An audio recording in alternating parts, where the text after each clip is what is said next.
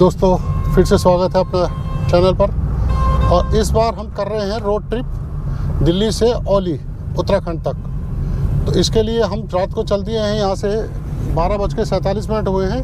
हमने सीएनजी भरवा दी, आधी सीएनजी भरी हुई थी और 3 किलो अभी हमने सीएनजी और भरवाई। और हमारी कोशिश ये होगी कि इसी सीएनजी में हम हरिद्वार तक पहुँचाएँ और हरिद्वार में सीएनजी भरवा के आगे चलें। शुक्रवार की रात थी, सो ट्रैफिक भी नहीं था। पहले सोचा था दिल्ली से ऋषिकेश और फिर ऋषिकेश से जोशीमठ का पूरा रोड ट्रिप कवर करूंगा और आपको भी दिखाऊंगा, परंतु बार बार वही रास्ते दिखाकर मैं आपको बोर नहीं करना चाहता। सो वीडियो को एडिट किया और कोशिश की कि कम से कम समय में आपको ज़्यादा से ज़्यादा रास्तों की जानकारी दे दूँ, कहाँ कितना टोल लगता है ये भी बता दूँ। पर कितना एडिट करता, वीडियो लंबी हो ही गई। जैसे कि आपने वीडियो की टाइमिंग देख ही ली होगी। खैर, ये फैमिली ट्रिप था, तो फैमिली के साथ औली जाने का आनंद कुछ और ही होता है। जैसे कि मैंने पहले भी बताया, हम रात को 12:47 पर सीएनजी भरवाकर जोशीमठ का टारगेट लेकर दिल्ली सराय काले खां से निकल पड़े थे और मेरठ एक्सप्रेसवे से खतौली, मुजफ्फरनगर, रुड़की होते हुए और 4 टोल टोटल 450 रुपये के कटवा कर 210 किलोमीटर का सफ़र कर सुबह लगभग हम 3 बजे हरिद्वार पहुँचे। यहाँ से 12 किलोमीटर 10-12 किलोमीटर के आसपास है हर की पौड़ी, और सीधे हाथ पे हमें यू टर्न करके वापस आना पड़ेगा सीएनजी लेने के लिए। लो भाई, हमारी मैडम की तो शुगर ही डाउन होगी, 44 आ गई। तो फ्रूटी वूटी पिलाई है और उनको बैठा दिया है वहाँ पर, और थोड़ा आराम लेने के बाद हम चल दिए ऋषिकेश की तरफ। तो यहाँ हमने 1700 का पेट्रोल भरवा लिया। तो अब हम चलेंगे आगे। यहाँ से Dehradun 54 kilometre, jolly grant airport 43 और ऋषिकेश रह गया 26। और ये देखिए कितनी सुंदर कलाकृतियों से ये सजाया हुआ है। ये देखिए गंगा मैया, जय हो गंगा मैया। ये देखिए आप रौनक, दिन में आते तो दिन में अलग। यही है आपका हर की पौड़ी। ये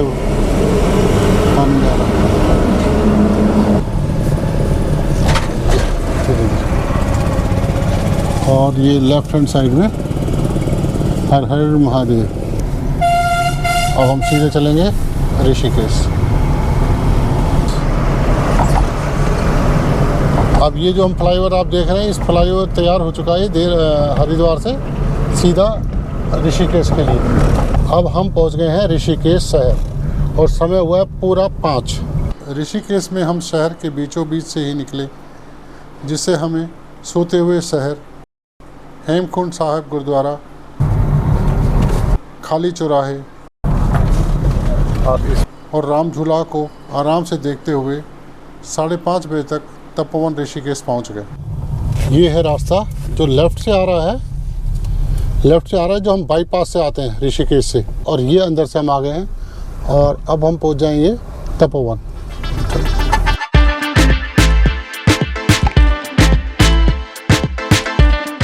यहाँ सुबह की चहलकदमी दिखनी शुरू हो गई।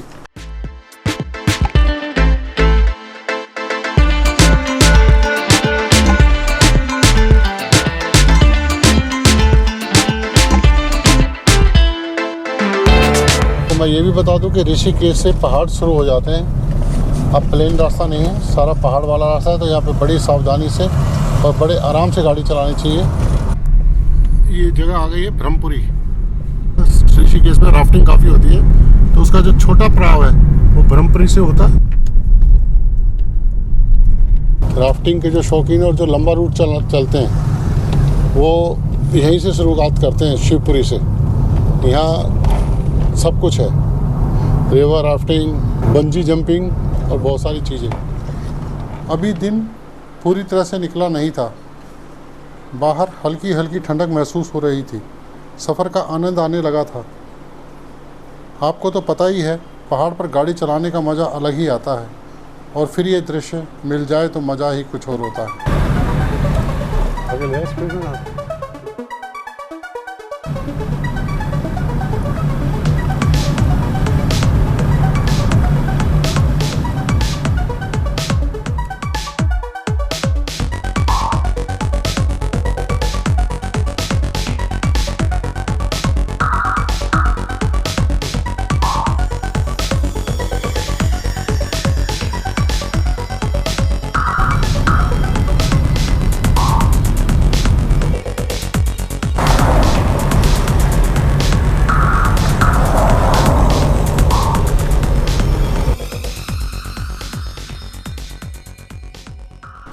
सुबह के 6 बज गए थे तो चाय की तलब लगाई, परंतु चाय से पहले नेचर कॉल आ गई। इस बार हम इसकी भी व्यवस्था करके आए थे। ये देखिए क्या बन गया हमारा। सो कॉल पूरी करके हमने चाय पी और आगे चल दिए। ये देखिए कंस्ट्रक्ट हम पहुंच गए ब्यासी और यहाँ पर नाश्ता पानी करने के लिए बहुत ढाबे हैं, होटल्स हैं।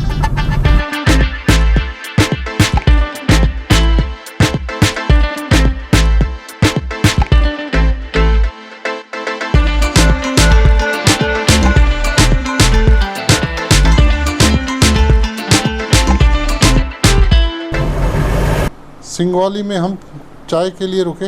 यहाँ गर्मा गर्म आलू के पराठे खाकर और फ्रेश होकर हम चल दिए आगे। सबकी तबीयत भी ठीक थी, परंतु सफ़र की थकान तो होनी ही थी। और ये देखिए क्या बात है, सूर्यदेव अपने सफ़र पर निकल चुके थे और हम आज का अपने सफ़र पर। गंगा नदी का नज़ारा अलग ही होता है।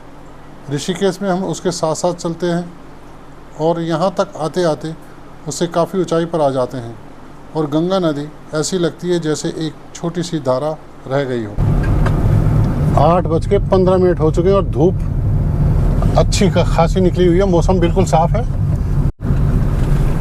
अब धीरे धीरे हम ऊंचाई की तरफ जा रहे हैं और ये देवप्रयाग तक चलेगा ऐसा ही। लो साहब पहुँच गए हम तीन धारा। ऋषिकेश से 52 किलोमीटर दूर पड़ता है तीन धारा। और यहाँ से अगर आप सीधे हाथ पे देखें और मौसम साफ़ हो तो सामने आपको बर्फ़ से ढकी पहाड़ियाँ दिख जाएगी। ये सीधे हाथ पे देख रहे हैं तमाम होटल रेस्टोरेंट, खाने पीने के लिए सही जगह। ये देखिए पता नहीं क्या बात होगी, ट्रैफिक जाम। ये देखिए भाई साहब कैसे जान जोखिम में डाल के काम कर रहे हैं। कंस्ट्रक्शन वर्क के कारण जाम भी लग रहा था, जिससे थोड़ी खींच होने लगती थी, परंतु मुझे पता है कि पहाड़ के सफ़र में ऐसी स्थिति कभी भी आ जाती है, कभी कंस्ट्रक्शन वर्क की वजह से और कभी लैंडस्लाइड की वजह से। पर जब रास्ता खुलता है तो अच्छा लगता है और ऐसा लगता है जैसे हम बस पहुंच ही गए।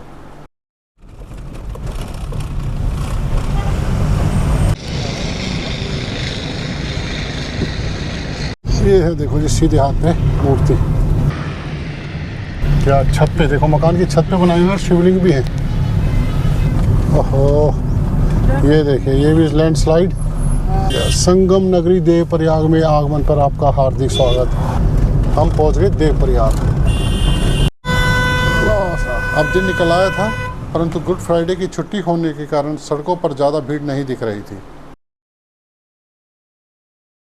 रास्ते में खाने पीने के लिए होटल आ रहे थे और हम उनको दरकिनार कर जल्दी से श्रीनगर पहुंचना चाह रहे थे।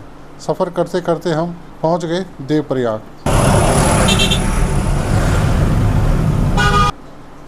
देवप्रयाग जहां मां गंगा के प्रथम दर्शन होते हैं। जी हाँ, मां गंगा नदी का नाम यहीं पर गंगा बनता है। देवप्रयाग में गोमुख, गंगोत्री से आने वाली भगीरथी नदी और अलकापुरी से आने वाली अलकनंदा का यहाँ संगम होता है और मिलन हो जाने के बाद यही नदी गंगा नदी बनकर आगे चलती है। यही है गंगा नदी, जिसे हम श्रद्धा से माँ गंगे पुकारते हैं।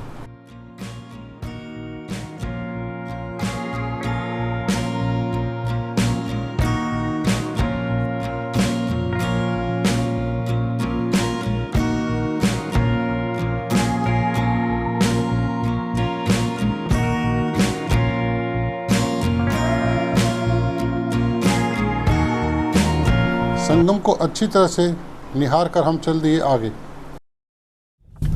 समय हो गया 9:15 और ऋषिकेश से हम 62 किलोमीटर आ चुके हैं और दिल्ली से 310 किलोमीटर। ये सुलभ शौचालय भी है यहाँ पर।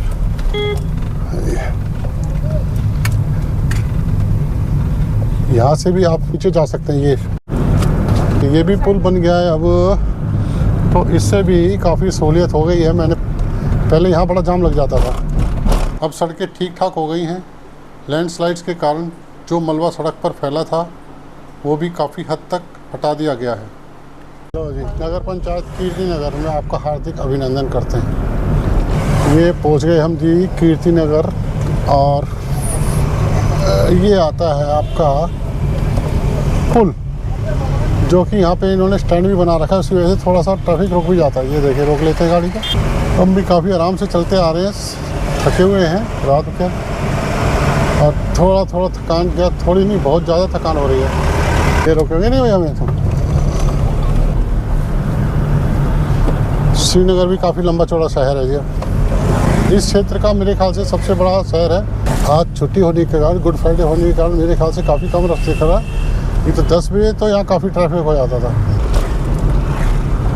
देखिए, ये सड़क आ रही है सीधे हाथ पे से पौड़ी से होती हुई। अगर आप कोटद्वार की तरफ से आते हैं तो यहाँ से उतरते हैं। ये जी पहुँच गए हम श्रीनगर बस अड्डा। अगर आप बस तक आते हैं तो बस आपको यहाँ तक उतारेगी। लेफ्ट हैंड साइड में आप देख रहे हैं, और नीचे ये देखिए श्रीनगर का बोर्ड, राजहंस।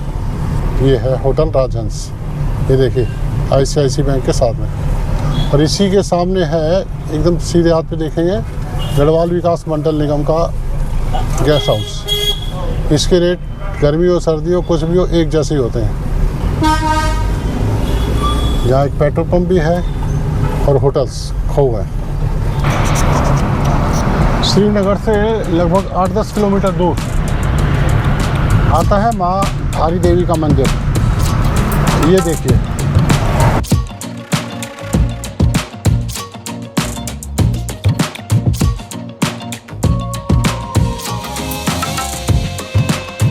धारी देवी का मंदिर अलकनंदा नदी के बीचों बीच बना हुआ है, और ऐसा कहा जाता है कि ये नदियों की देवी है। आपको याद होगा 2013 में एक बहुत पहले आई थी केदारनाथ धाम पे, तो उसका कारण यहाँ के लोग बताते हैं कि धारी देवी मंदिर का स्थान परिवर्तन करना चाहा था लोगों ने, तो उसकी वजह से माता नाराज़ हो गई और उसी की वजह से ये प्रलय हुई। उसके बाद में उस मूर्ति को वहीं रखा गया, तब जाके ये शांत हुई।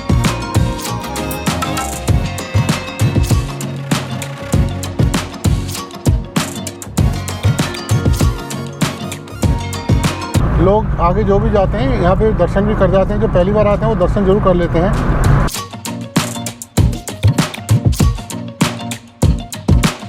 ये देख, यहाँ पे गाड़ियाँ रुकती हैं आराम से। ये गाड़ियाँ खड़ी हैं, सब दर्शनार्थी नीचे गए हुए हैं लोग।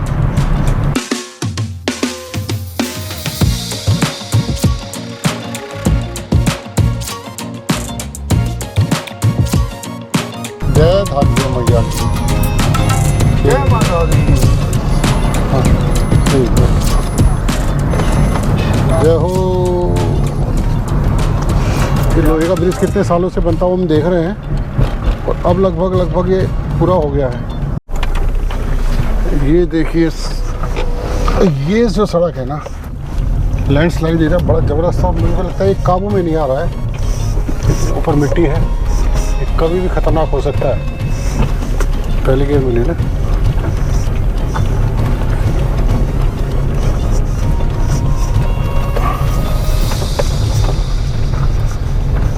प्योर मिट्टी का बना, और वह बहुत ही ज़्यादा खतरनाक है। हर हर महादेव। ये देख, ऋषिकेश कर्णप्रयाग रेल मार्ग का ही एक हिस्सा है। ये भी लोहे का पुल है, और गुफा।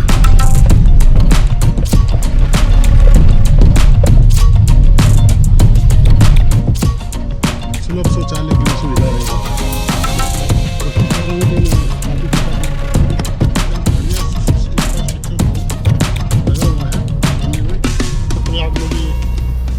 पेट्रोल पंप है।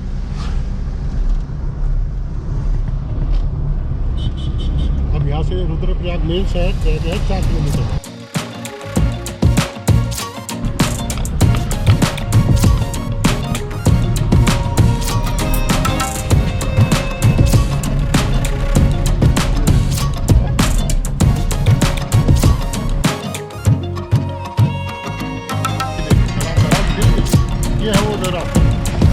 केदारनाथ जी के लिए चला जाता है और ये बद्रीनाथ जी।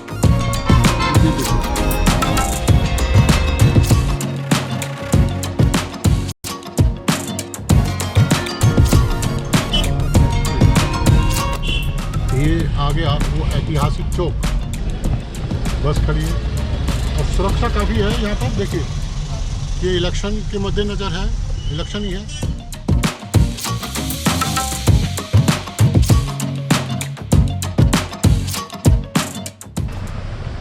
ये पुल आप जो देख रहे हैं इसको पार करके हम पहले केदारनाथ जी जाते हैं। आगे से रास्ता देखिए, ये वन वे हो जाता है यहाँ से। ये हम लेफ़्ट से जाएंगे तो केदारनाथ जी, और ये चोपता, छोटा चोपता के लिए भी रास्ता है जो कि स्वामी कार्तिकेय मंदिर के लिए है। और ये सीधा सीधा हम जाएंगे बद्रीनाथ वाले रास्ते पर, श्री बद्रीनाथ जी।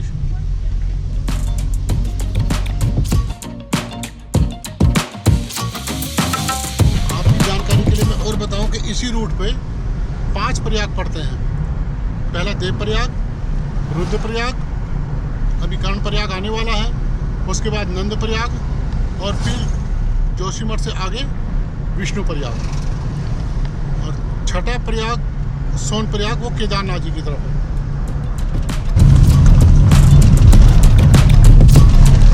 ये टूटा फूटा रास्ता, लैंडस्लाइड जोन। यही वो जगह होती है जहाँ पे कभी भी अगर लैंडस्लाइड हो जाए तो घंटों जाम लग जाता है, और आपकी जो टाइमिंग है कि हम इतने बजे पहुँच जाएंगे वो सब धरी की धरी रह जाती है।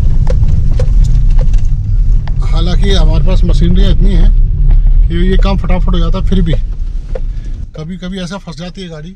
अब देखिए ये आ रही है, रुक, कच्चे में जा रही है, अभी देखिए कैसे निकलेगा। इसी के पीछे पीछे और भी गाड़ियाँ आ रही हैं।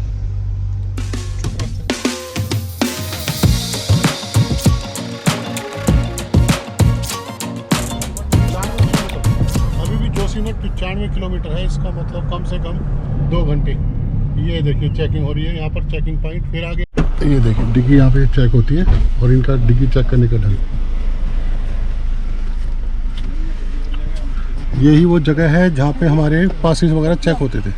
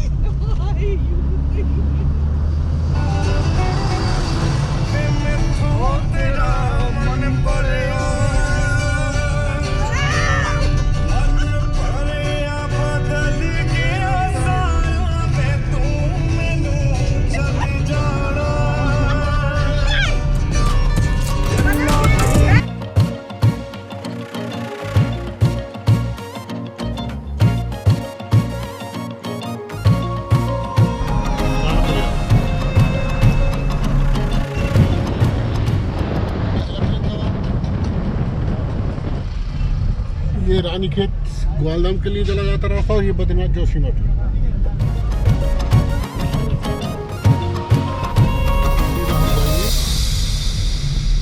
जोशीमठ होटल की कोई कमी नहीं है यहाँ पर, कमरों की भी, और जब सीजन आता है तो ये भी कम पड़ जाते हैं।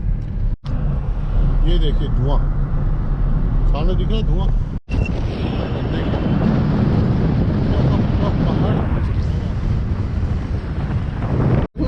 हर अगले गांव में देवली बगड़, छोटे छोटे गांव हैं और पहाड़ पे बसे हुए गांव। अब हम पहुंच गए हैं नंद प्रयाग, चमोली। दिख रहा होगा आपको पुल जो नीचे दिख रहा है, उस पुल पार करके फिर वो रास्ता जाता है यहाँ से नीचे उतर के। ये देखिए ये आ रहा है, देखिए यहाँ लिखा हुआ है केदारनाथ 130, गोपेश्वर 10 किलोमीटर अंदर, बद्रीनाथ जी 94 किलोमीटर, गोविंद घाट 69।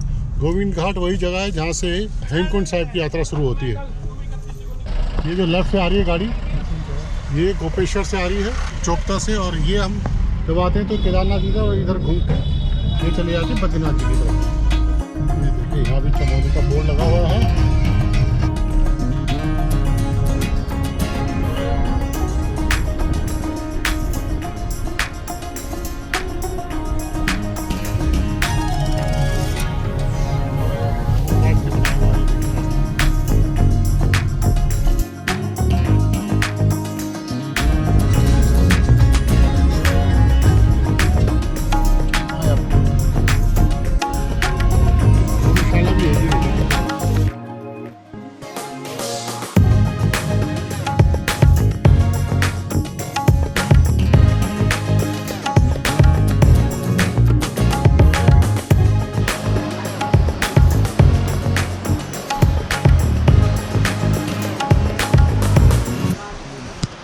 लगभग 3 बज चुके हैं और हम पहुंचे हुए हैं गरुड़ गंगा।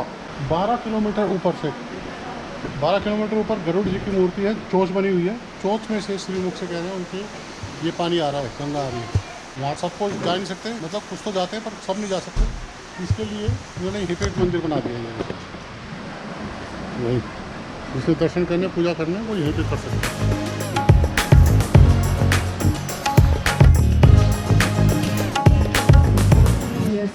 मक्खन खा लो।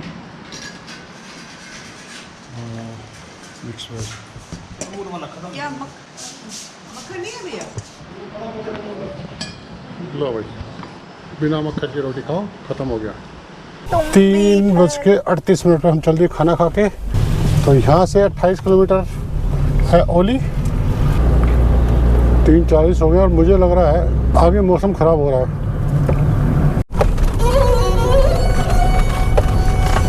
ये जो बीच में ऐसे पहचारे हैं ना, ये डराते हैं।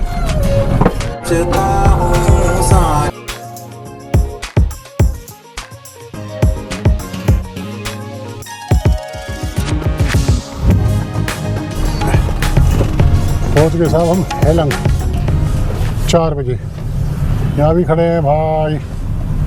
हाँ जी, आ जाओ आ जाओ। हाँ ये है रास्ता, ये आप देख रहे हैं, ये लेफ्ट उर्गम विलेज जा रहा है, उर्गम घाटी के लिए। यहाँ है कल्पेश्वर महादेव, 5वें पंच केदार में 5वें केदार है, बालों के रूप में विराजमान है। और ये ही है केदारनाथ जो 12 महीने खुले रहते हैं। बाकी तो सब चारों अपने 6-6 महीने खुलते हैं सीजन के हिसाब से, और ये है 12 महीने।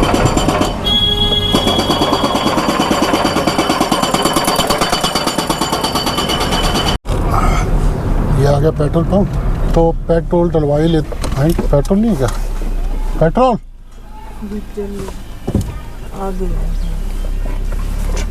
लो साहब, यहाँ ऐसा भी है, खाली डीजल ही डीजल है। पेट्रोल कह रहा है 5-6 किलोमीटर आगे जाके। ये है पहचान जोशीमठ के आने।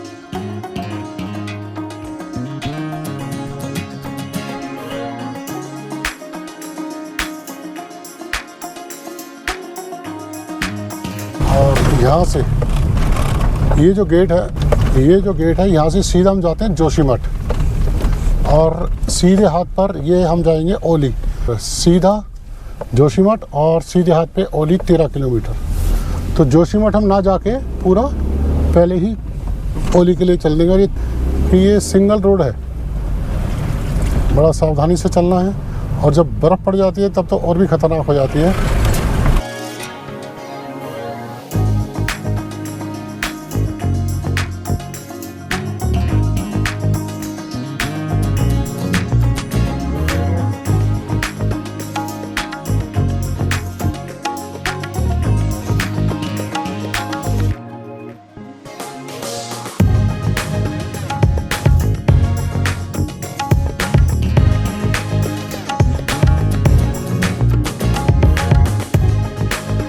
ये देखो भाई व्यू।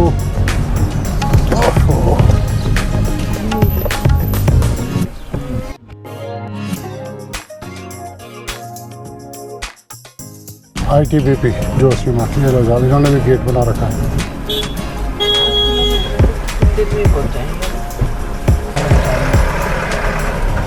या फिर वो इसको मोड़ लेके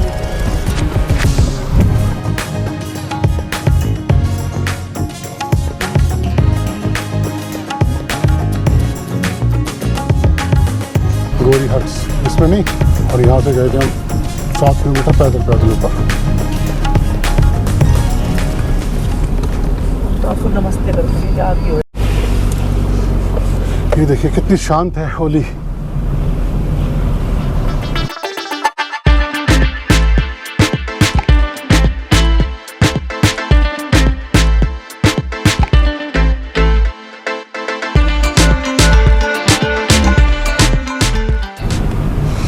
ये देखिए अब आ गया जंगल, घने जंगल।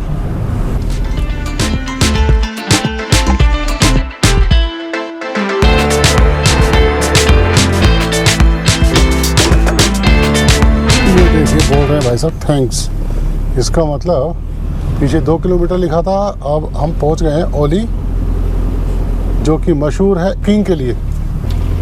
और हमें स्कीइंग करने का मौका मिलेगा कि नहीं मिलेगा, बच्चों को देखते हैं। बर्फ़ होगी तो ज़रूर करेंगे और नहीं होगी तो ये रहा ना ski resort Auli 6.6 kilometre. Tent colony and restaurant new पर है ना स्की रिजॉर्ट ओली। और हम चलते हैं ऊपर की साइड, कहीं और मिल जाए तो। रूम पूछ रहा हाँ तो पूछ लो भाई कहाँ है रूम। हम ऊपर तक पहुंच गए थे और वहाँ होम स्टे दिखा रहा है भाई साहब, एक 3500 रुपये डबल बेड का एक रूम का। और ना बर्फ़ है ऊपर ना कुछ है, तो हमने सोचा कि नीचे जाके वापसी में होटल लेंगे। तो हम वापस जा रहे हैं। यहाँ से 300-400 मीटर चलने के बाद हमें एक रिजॉर्ट मिल गया जिसमें कुछ हट्स बनी हुई थी जो काफ़ी अच्छी लग रही थी, तो हमने वहीं बुक कर लिया और रात का इंतज़ाम हो गया। ये देखिए, ये हमने कॉटेज ले ली है, ये देखिए कुछ इस तरह की है। और अंदर का ये 3 बेड हैं। अभी लाइट नहीं है, लाइट आएगी तो और दिखाएंगे। और अटैच लैट्रिन बाथरूम। और ये पड़ गया हमको 1500 रुपये में। सीज़न होता है तब तो बहुत ज़्यादा होता है, पर अब सीज़न नहीं है इनका, 2-3 महीने का सीज़न होता है, बाकी तो ये बद्रीनाथ ही चले जाते हैं। व्यू देखिए, व्यू यहाँ से बहुत शानदार है, इसलिए मैंने ये लिया। आगे कुछ नहीं, सिर्फ पहाड़। मौसम खुल जाएगा तो मैं आपको पीक्स भी बताऊंगा कौन कौन सी पीक है। जैसे यहाँ पे ये देखिए नंदा देवी पीक दिख रही होगी आपको। और मुझे लगता है कि ये व्लॉग बहुत बड़ा हो गया है, इस व्लॉग को मैं यहीं ख़त्म करूँगा। कल हम जाएंगे नीति पास। नीति पास में सुना बहुत बर्फ़ है। और देखिए लाइट, नीति पास का नाम लेते लाइट भी आ गई। कल का व्लॉग नीति पास और वहाँ जाना और वापस का। रोज़ मैं रास्ता आपको दिखाऊंगा कैसा रास्ता है। मैं भी पहली बार जाऊंगा तो मैं भी पहली बार देखूँगा। तब तक के लिए हर हर महादेव।